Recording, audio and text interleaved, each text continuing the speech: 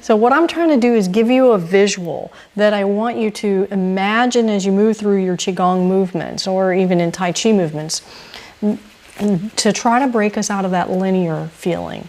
So when I say open up the spine, I don't know about you, but I can do up and down, and I kind of do up, or I can do really down, but it's all directions.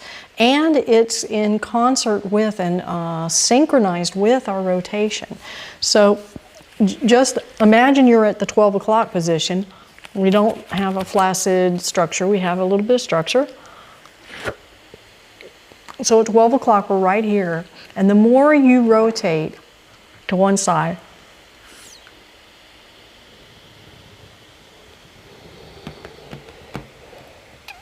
the more you're expanding. That means that your whole body has to accommodate that expansion. So if this was a ball, and this ball was up against my body, okay, and as I rotated here, if the ball got bigger, then that means I have to accommodate, I have to make room for it. I don't just go forward, I move back. I'm cupping it, if you will, or encapsulating it, so that the more I'm rotating over here, the more the ball is growing, the more I have to accommodate it in all directions. I have to accommodate it up and down, front and back, sideways, every direction. Okay, so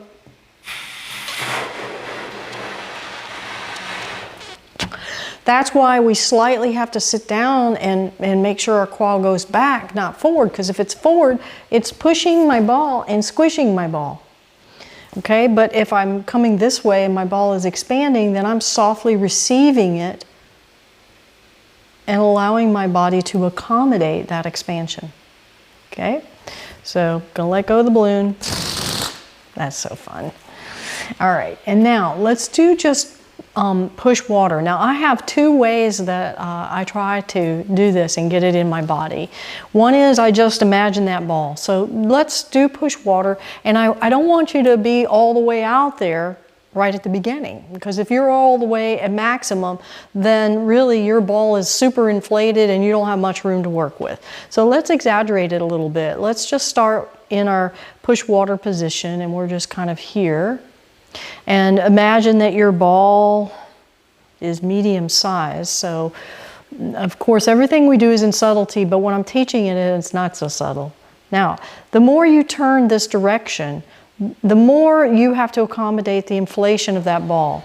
And that accommodation really happens from your shoulders to your elbows to the here, to here, here, and your knees. Don't think about it accommodating from elbows out to the fingers. So your shoulder quad has to move back a little bit, your elbows have to lengthen forward a little bit, and this quad has to soften and be receiving, not pushing forward. Okay? Then let's come back to 12 o'clock again and just sort of resume your smaller ball. Now, as you turn, I want you to imagine that your elbow, and especially this elbow, see this one tends to want to retract, that you have to become more circular to increase the inflation of the ball, and then you have to let go here and receive it. So that's one way of doing it, is just feel as though you're becoming more rotund, more of able to hold more. If I had a magic therapy ball that would inflate as I get to my end range, or right before my end range, that would be wonderful to demonstrate it.